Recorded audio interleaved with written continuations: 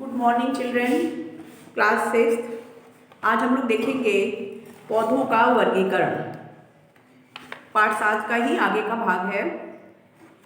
देखिए, पौधों के पहले तो देखेंगे पौधे के दो मुख्य भाग कौन कौन से होते हैं। पौधों के दो मुख्य भाग होते हैं, जड़ और तना। जो भाग मिट्टी के नीचे रहता है वह जड़ कहलाता है और जो मिट्टी के ऊपर रहता है वो तना कहलाता है। तने पर टहनियाँ, शाखाएँ, फल, फूल इत्यादि लगते हैं, पत्तियां लगती हैं इनमें। और जो जड़ होती है वो मिट्टी के अंदर होती है। इनका काम है जल और खनिज लवणों का अवशोषण। ठीक है। पौधों को अध्ययन की सुविधा के लिए दो भागों में बांटा गया है। एक है पुष्पी पौधे और दूसरा है अपुष्पी पौधे। तो पुष्पी पौधों में जो है फूल लगते हैं, ठीक है, और इनमें फूल, फल, बीज इत्यादि होते हैं। इनको बीजधारी पौधे भी कहा जाता है। पुष्पों की संरचना देखें तो पुष्प में 4 भाग होते हैं। कौन कौन से? वायुदल, दल, पुंकेसर, स्त्रीकेसर। ठीक है। पुष्प जो है वास्तव में जो है पौधों का एक जनन अंग है। और जो वायुदल होता है उसके एक भाग को वायुदल के ग्रुप को कहते हैं वायुदल पुंज। एक भाग को वायुदल कहते हैं। वायुदल जो है पुष्प को कली अवस्था में ऐसे सुरक्षित रखता है। ऊपर से आप जो हरा सा भाग कली को ढके हुए रहता है उसे ही वायुदल कहते हैं। और दल जो है पंखुड़ियाँ होती हैं जो कि रंगीन होती हैं, जिसके कारण कीट जो है इनकी ओर आकर्षित होते हैं और परागण क्रिया करते हैं। इसके ग्रुप को कहते हैं दलपुंज। इसके अलावा पुंकेसर जो है इसका नर जनन अंग है और स्त्रीकेसर इसका आधा जनन अंग है। पुंकेसर जो है ये स्टेमन से बना हुआ होता है। इसके 2 भाग होते हैं। जो ऊपर फूला हुआ भाग है परागकोश और नीचे धागे जैसा भाग जो है पुतंतु कहलाता है। ऐसे ये परागकोश और ये पुतंतु कहलाता है। परागकोश और नीचे वाला पुतंतु, पुंकेसर। ये पुष्प का नर जनन अंग है। नर जनन अंग है। स्त्रीकेसर जो है 3 भागों से मिलकर बनी है। ये वर्तिका, वर्तिकाग्र और अंडाशय। ठीक है। इस तरह से पुष्प में कौन कौन से भाग हुए? वायुदल पुंज, दलपुंज, स्त्रीकेसर और पुंकेसर। कुछ पौधे ऐसे होते हैं जिनमें पुष्प नहीं लगते हैं। ऐसे पौधों को अपुष्पी पौधे कहते हैं, जिनमें फूल, फल और बीज नहीं होते हैं। इनको अपुष्पी या बीज रहित या पुष्प रहित पौधे भी कहा जाता है। अपुष्पी पौधों को 3 भागों में बांटा गया है। कौन कौन सा? थैलोफाइटा, ब्रायोफाइटा और टेरिडोफाइटा। जो थैलोफाइटा इसमें आते हैं शैवाल और कवक। ब्रायोफाइटा में मॉस और टेरिडोफाइटा में क्या आता है? फर्न और हॉर्स्टेन। थैलोफाइटा में जो है पौधा जड़, तना और पत्ती में ठीक से विभाजित नहीं होता है। इसमें कौन आता है? कवक और शैवाल आते हैं। क्योंकि ब्रायोफाइटा में जड़, तना और पत्ती होते हैं लेकिन वो वास्तव में जड़, तना और पत्ती नहीं होते, उसके जैसे प्रतीत होते हैं। ठीक है। इसका उदाहरण है मॉस। टेरिडोफाइटा में जड़, तना, पत्ती पाई जाती है लेकिन इसमें फूल और फल इत्यादि नहीं होते हैं। इसका उदाहरण है फर्न और हॉर्स्टेन। पौधों को आकार और आकृति और जीवन काल के आधार पर फिर से विभाजित कर सकते हैं। तो पहले तो हम देखेंगे उनके आकार के आधार पर। इनको 3 भागों में बांटा गया है, शाक, झाड़ी और वृक्ष। शाक के इसका उदाहरण है बैगन, टमाटर, धान, गेहूं, पुदीना और सेब।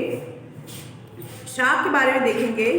शाक जो है ये तने हरे और कोमल इनके तने होते हैं और ये सामान्यतः छोटे होते हैं। इनमें शाखाएं नहीं होती हैं। ठीक है।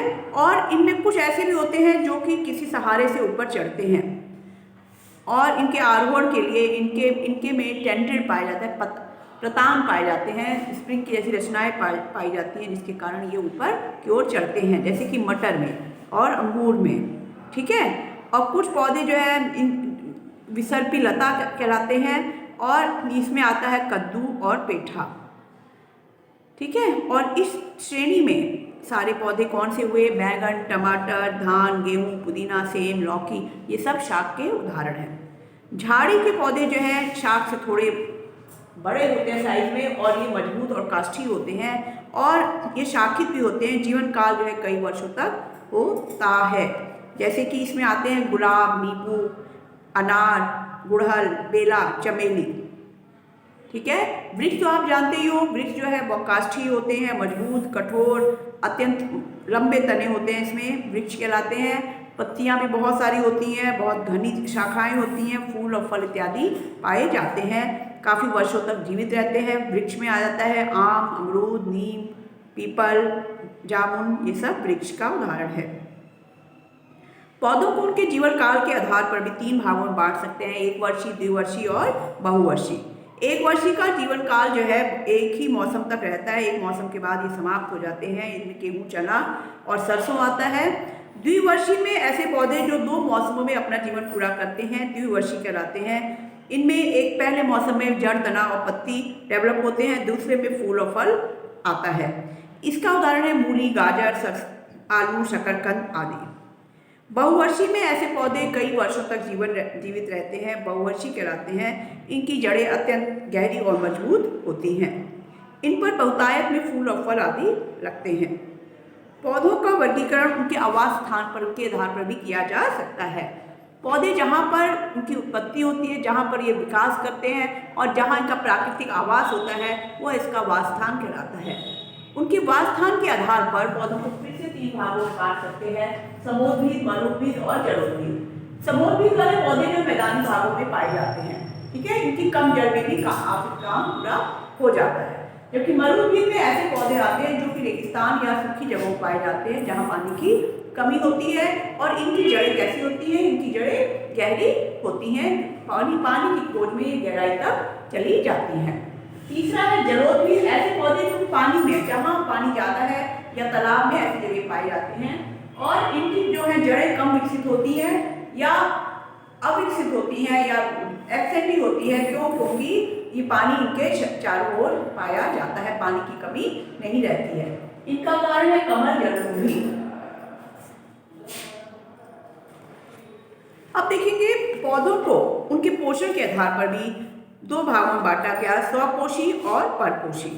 स्वपोषी ऐसे पौधे हैं जो कि अपना भोजन स्वयं बना लेते हैं। सूर्य के प्रकाश की उपस्थिति में प्रकाश संश्लेषण क्रिया के द्वारा ये अपना भोजन स्वयं बनाते हैं। कार्बन डाइऑक्साइड और पानी से जो है ये कार्बोहाइड्रेट का निर्माण करते हैं। इस क्रिया में ऑक्सीजन गैस निकलती है।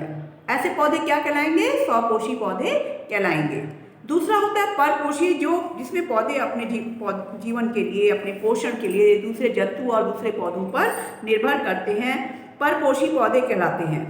ये पौधे मृत और सजीवों के अपघटित शरीर को भोजन के रूप में ग्रहण करते हैं। मृतजीवी पौधे कहलाते हैं, जैसे कुकुरमुत्ता और कवक। ये जो है मृतजीवी पौधों का उदाहरण है।